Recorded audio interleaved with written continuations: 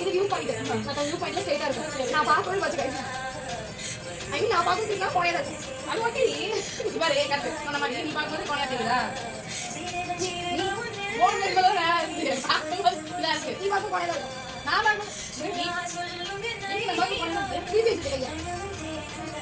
நம்ம கோணையா இருக்கு. அது திரும்ப கோணையா இருக்கு. அது திரும்ப நேரா இருக்கு. இதான் நேரா. நேரா இந்த தொடையோட ஒட்டிட்டு போய்.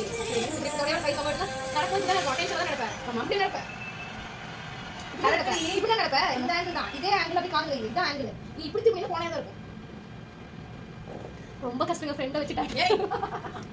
காட்டு. வைத்திய நிஜமா தான் உண்மை.